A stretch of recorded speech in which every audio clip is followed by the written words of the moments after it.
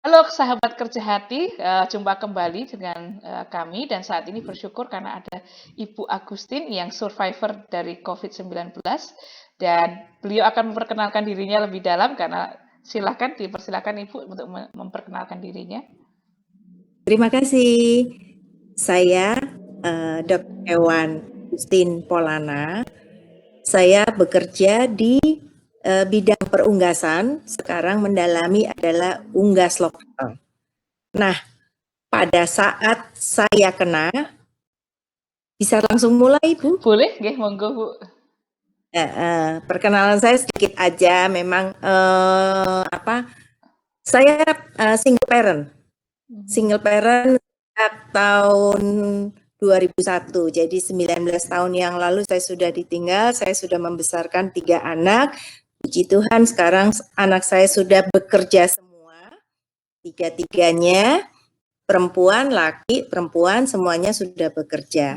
Jadi sekarang kerja pun sebetulnya untuk kebutuhan kebahagiaan karena saya kerja dengan hati, bukan mencari uang. Saya benar-benar mencintai unggas lokal sehingga saya bekerja dengan hati.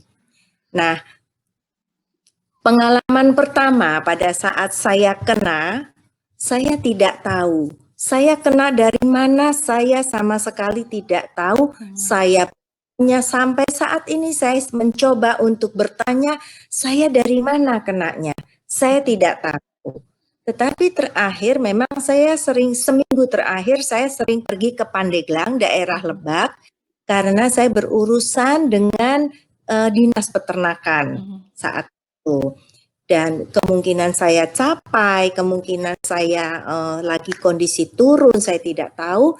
Dan saat itu yang pertama gejala yang saya dapat adalah lambung. Lambung itu nggak enak sekali, saya memang punya penyakit lambung. Dan penyakit lambung itu kok nggak enak ya. Akhirnya saya ke dokter, pertama ke klinik 24 jam, ke dokter. Semua bilang emang ini GERD lambung. Tapi 2 hari nggak sembuh, akhirnya saya ke rumah sakit PMI, saya minta diinfus. Kalau diinfus kamar dong, nggak boleh pulang. Sesampai di rumah sakit, 2 hari di rumah sakit, saya timbul batuk katanya. Timbul batuk, kemudian dokter bilang, Ibu di ronsen ya. Oke, saya di ronsen, kemudian waktu di ronsen ternyata ada bintik putih. Nah, tercuriga, Ibu ini sepertinya ke arah COVID. Jadi nanti di CT scan. Oke, CT scan. Nah, 2 hari kemudian CT scan, ternyata paru-paru saya bertambah bercaknya. Jadi ada bercak-bercak putih. Nah, pada saat itu dokter langsung bilang ini COVID. Jadi besok didatangkan dinkes untuk di swab. Besoknya dinkes datang, kemudian 5 hari kemudian hasil keluar positif corona. Jadi kenalan dengan Miss Corona waktu itu, jadi kemudian dilanjut di Wisma Atlet ya Bu ya? Iya, di situ saya langsung dibawa karena di Bogor belum ada untuk rumah sakit rujukan. Langsung saya dibawa ke rumah sakit. Saya dibawa ke Wisma Atlet. Saya tidak tahu seperti apa Wisma Atlet itu, apa yang harus saya lakukan, saya nggak tahu, pasrah saja dibawa pakai ambulan. Saya di Wisma Atlet, malam saya masih tidur aja karena mungkin masih dapat obat-obat dari yang itu ya, dari rumah sakit. Nah, besoknya baru seperti rumah sakit Wisma Atlet ini kok seperti hotel ya gitu, karena bagus banget tempatnya. Bagus. Tapi masih berantakan karena kami waktu itu masih baru. Lantai itu baru dibuka. Nah, begitu 2 hari kemudian di sana baru kenal-kenalan, saya berusaha untuk menikmati hidup di Wisma Atlet, ya cari-cari sapu, bebersih apa, membuat saya sebut apartemen Wisma Atlet itu, apartemen saya yang baru. Waduh, saya dapat apartemen nih, hidup saya di Jakarta di lantai 31. Luar biasa, lantai 31 paling tinggi. Nah, di situ saya sebetulnya yang ketidaktahuan saya tentang sakit ini, saya akhirnya bisa bercengkerama, berkenalan dengan teman-teman yang sama.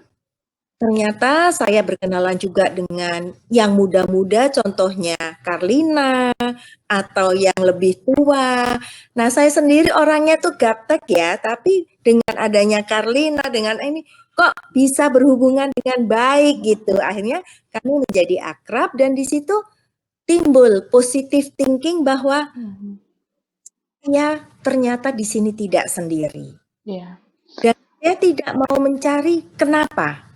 Tetapi tetap berusaha untuk hidup teratur di situ, dan memang harus hidup teratur karena setiap pagi harus makan pagi, makan siang, makan malam 3 kali, nasi kotak dengan gizi yang penuh, snack, kemudian hanya main, ngobrol, berjemur, olahraga, doa. Itu yang saya lakukan tiap hari di sana. Jadi Tetapi ada di situ komunitas yang baru malahan yang saling mendukung walaupun sama-sama berjuang melawan corona waktu itu ya Bu ya. betul, betul. Tetapi di situ saya merasa tidak berjuang melawan corona, Oh tidak. begitu. Bagaimana Menganggap perasaannya? bahwa, saya menganggap bahwa corona ini sahabat saya. Wah. Saya menulis, jadi akhirnya saya bisa menulis di Facebook. Saya menulis ada 11 episode yang saya tulis. Judulnya Bersahabat dengan Miss Corona, You Make Me Leyeh-leyeh. Wah, luar biasa ya. Nah, jadi mungkin kalau itu bisa melihat Facebook saya, dari situ bisa terinspirasi juga bahwa saya menulis itu bukan untuk saya sendiri, tetapi saya akan membagikan ke orang lain bahwa Miss Corona itu enggak apa-apa. Jangan takut, jangan malu. Banyak orang yang, aduh jangan diomongin dong kalau kena ini, corona, gitu. Tapi di situ saya bercerita bahwa kamu jangan takut kena corona, karena apa? Itu dari kita sendiri, dari hati sendiri, itu kita bisa bangkit kok. Imunitas kita bisa tumbuh, sehingga kita bisa kuat. Apalagi berteman dengan beberapa orang yang benar-benar, ayo kita harus sembuh, semangat. Tiap hari bernyanyi, olahraga, itu membuat kita itu semangat. Jadi dari hati, pikiran, makanan, itu luar biasa untuk cepat jadi sembuh. Ya luar biasa sekali. Saya jadi penasaran ini nanti mau baca di Facebook bersahabat dengan Miss Corona yang membuat Ibu leyeh-leyeh. Tapi mudah-mudahan sahabat-sahabat rekan kerja hati jangan mencoba-coba, mungkin lebih baik tidak kena, tetapi kalau kena ambil hal yang positif dari itu dan tetap berjuang ya Bu ya. Kemudian setelah dirawat dan kemudian sembuh, luar biasa, sembuh dan kembali rutinitas, dari Ibu sendiri kebiasaan-kebiasaan baru apa yang sudah dimulai ketika sudah sembuh dan keluar dari Wisma Atlet? Yang pertama adalah berdoa. Yang saya mungkin dulunya itu doanya ya ngecelong-ngecelong gitu ya.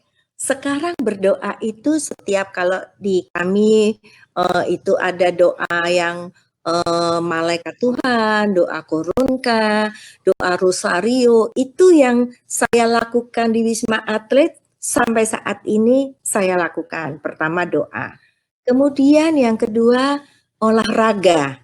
Olahraga saya selalu jam 7 sampai jam 10 pagi ada waktu untuk berjemur dan olahraga.